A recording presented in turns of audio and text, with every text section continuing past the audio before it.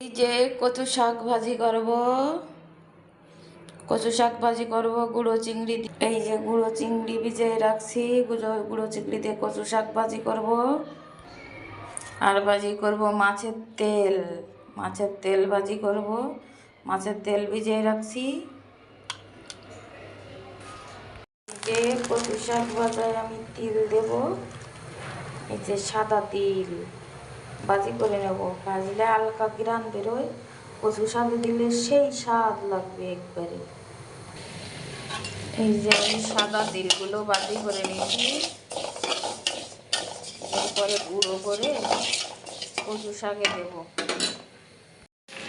কচুটা আমার সিদ্ধ হয়ে গেছে, লবণ কাঁচামরিচ দিয়ে দিছি এর ভিতর। এবার আমি কচুটা বাগার দেব। যে কচু চিংড়িগুলো ভাজি করে নিচ্ছি, কচু শাকের ভিতরে দেব। ভালো মশমশা করে ভাজি করে নেব। যে ভালো লাল লাল করে ভেজে নিয়েছি, এবারে কচু শাকগুলো ঢেলে দেব।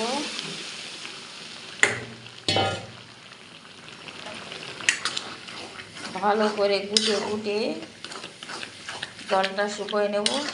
রন্ধন হলো একটা শিল্প, তাই ভালো করে গুটে রান্না করব। গোটাটাই আসছে মেইন রান্নার। কচুর ঘন্ট,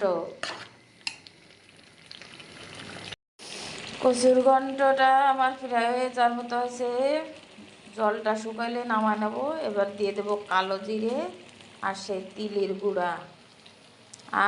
ভাজা তিলের গুঁড়ায় কি সুন্দর ঘ্রাণ বেরোচ্ছে। এই দিয়ে দিলাম, দিয়ে সুন্দর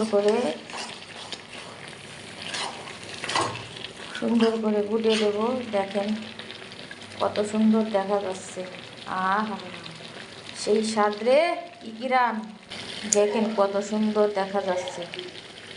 আসলে যে ঘ্রাণ বেরোচ্ছে, মনে হচ্ছে আজকে ভাত 2-3 প্লেট খাইয়ে ফেলবো, এত সুন্দর ঘ্রাণ বেরোচ্ছে।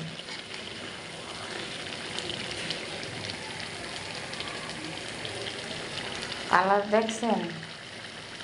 কচু শাকে তিল দিলে কিন্তু অনেক সুন্দর ঘ্রাণ বেরোয়। আর তারপরে যদি কালা জিরে হয়, একবারে টেনা। এবার আমি মাছের তেলটা ভাজি করব।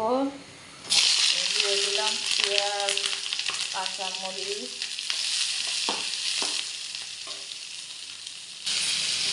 হলুদ লবণ দিয়ে দিচ্ছি। হলুদ লবণ দিয়ে একটু ভাজি করে নেব পেঁয়াজটা। তেল দিয়ে হলুদ লবণ দিয়ে ভাজি করে নেব।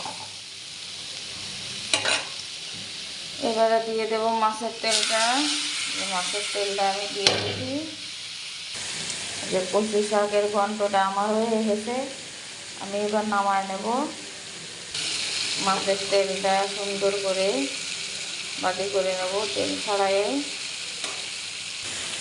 সকালবেলার হালকা খাবার রান্না শেষ।